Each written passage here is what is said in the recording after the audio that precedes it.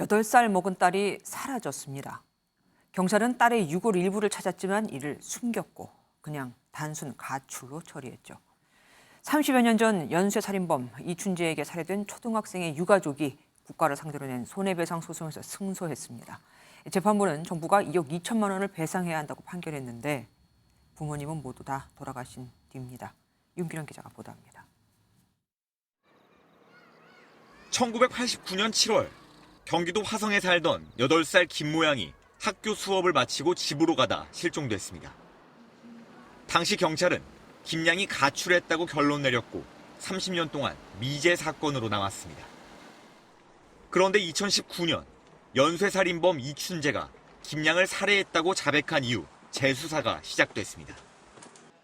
사건 당시 경찰이 숨진 김 양의 유골 일부와 유류품을 발견하고도 가족에게 알리지 않고 단순 실종 처리한 사실이 드러났습니다.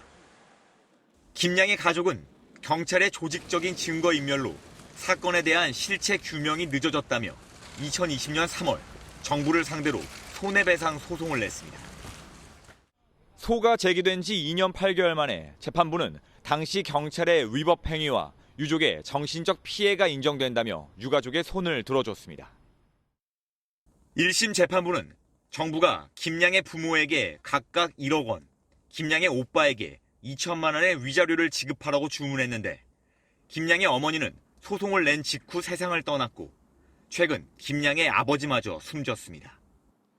혼자 소송을 이어온 김 양의 오빠가 2억 2천만 원의 위자료를 받게 됐는데 안타까움을 감추지 못했습니다. 30년 동안 기다린 것보다 요 몇 년이 더 힘들었던 것 같아요.